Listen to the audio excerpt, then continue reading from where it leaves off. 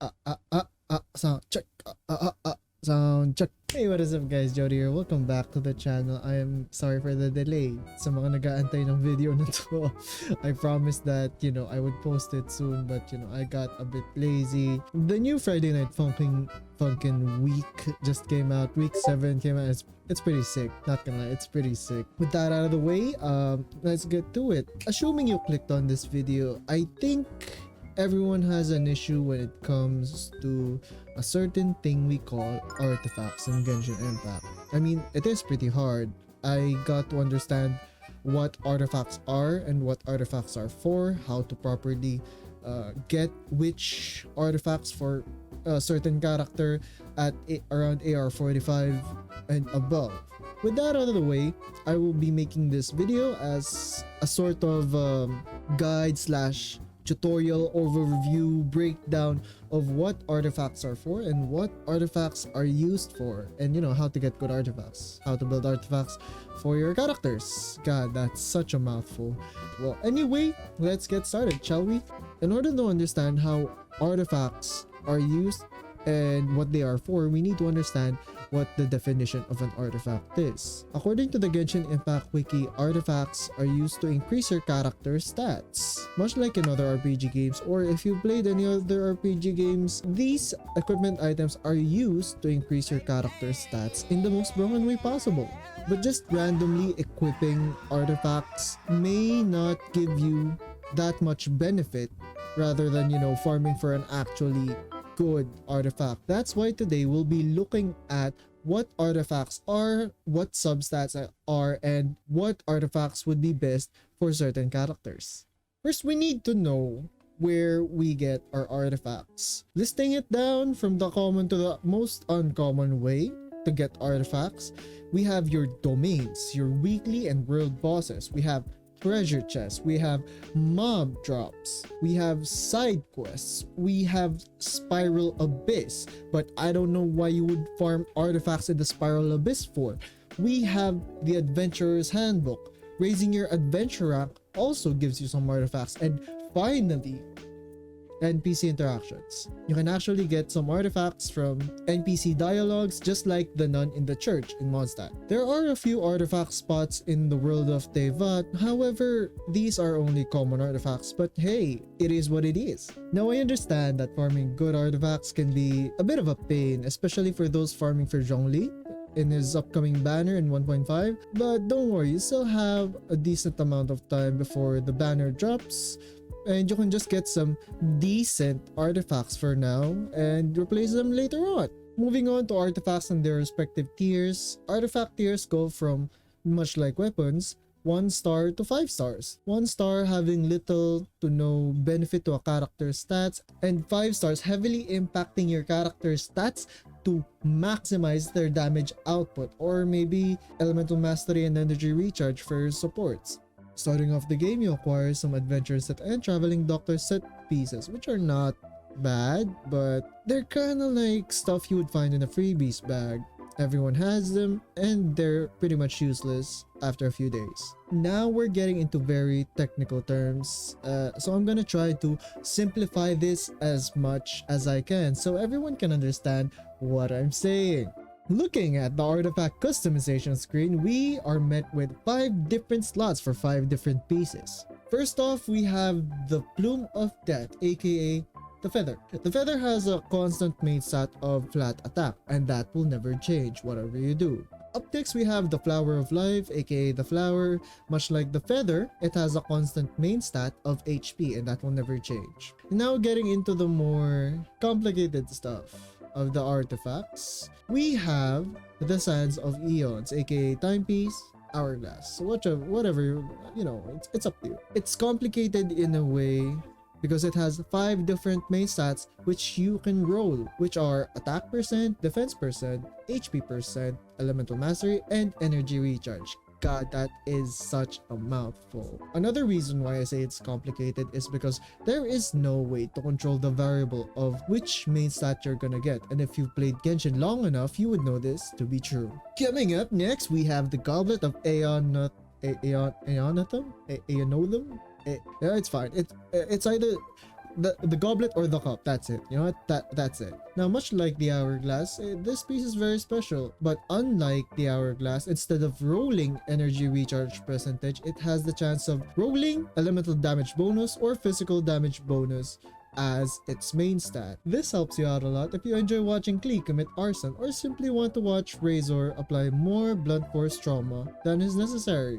Simple, right? Now, last but not least, we have the circlet of logos, or in other words, the helmet, circlet, hat. Much like the goblet, in exchange for rolling an energy recharge main stat, you can roll crit rate, crit damage, and healing bonus. Now, this is a piece you would actually want to spend time farming for your DPS, as it can roll up to 62.2 crit damage. I don't know why I got so hyped there. But if you have a crit damage main stat and you have a crit rate substat, then you would be on the way to having a god tier artifact, considering that you do roll crit rate each 4 levels.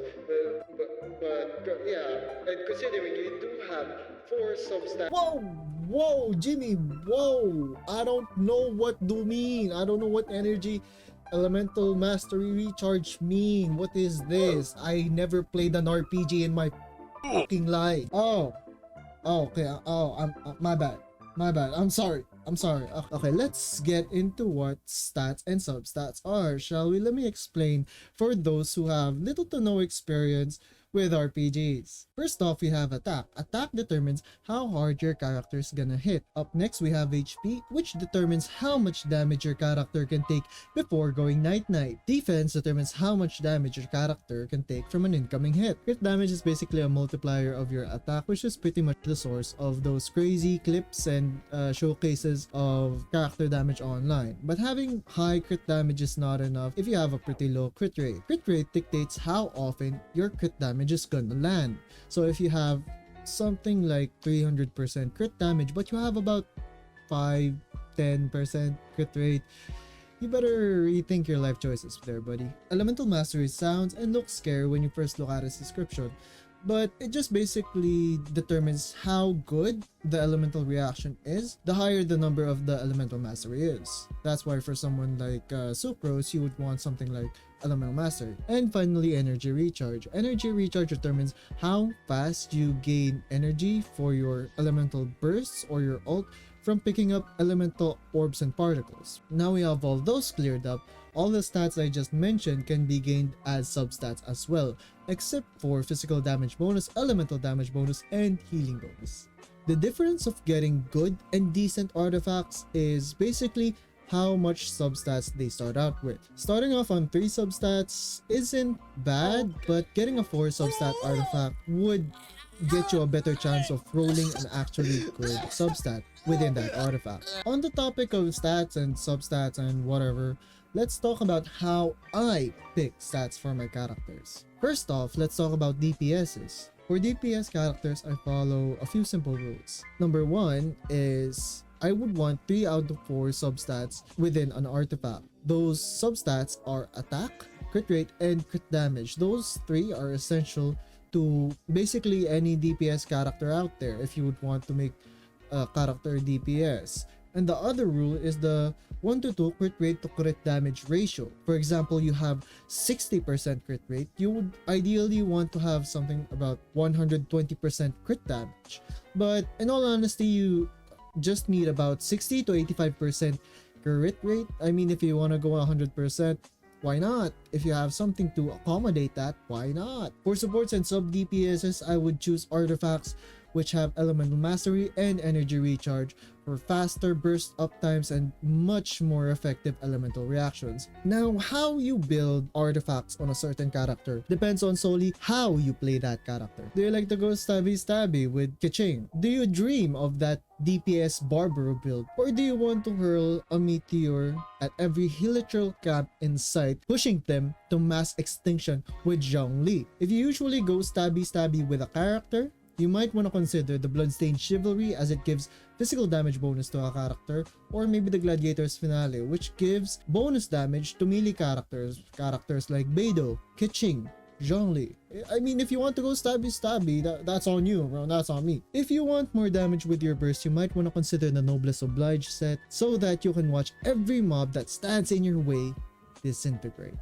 And last but not least, I'm gonna give you guys a few examples of what artifacts I put in my characters. For example, for Ganyu, I put artifacts with attack percent, crit rate, crit damage. Her crit rate to crit damage is not good. I would want something a bit more higher.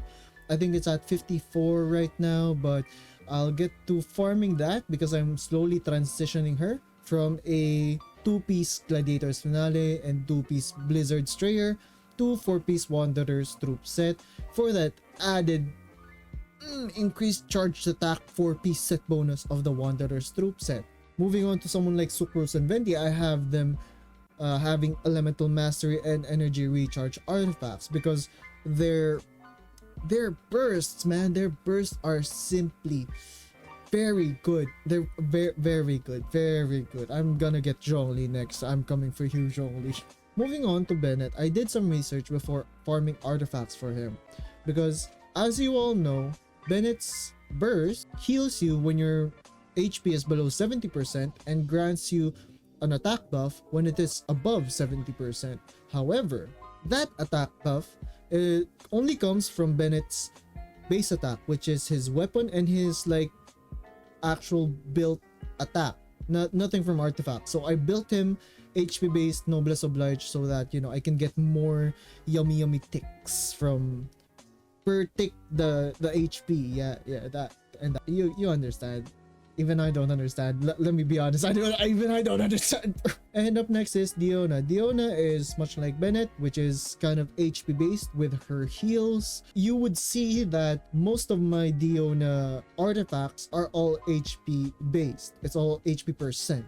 And I'm pretty much looking for HP percent for Diona, HP percent, Elemental Mastery, and Energy Recharge. Those are for my supports. And yeah, I think that is the end of this video. I'm sorry for the delay of, you know, publishing this video. Friday Night Funkin' week 7 came out and I just had to play it. I'm sorry, man, I just had to play it. And also, by the way, Corina Boettger, the English VA of Paimon, is not having a good time right now, so if you could please send them love and support. They're on TikTok and on YouTube. I'll probably link them somewhere, maybe in the description. Check the description, I'll link it there. Yeah, that's about it. I hope you guys understood this video. If you have any more questions, leave a comment down below. I'll get to answering them as soon as possible, but I'm gonna have to get back on streaming. I miss streaming so much. So that's about it for me for now, and I'll see you guys in the next video on the next stream. Peace out.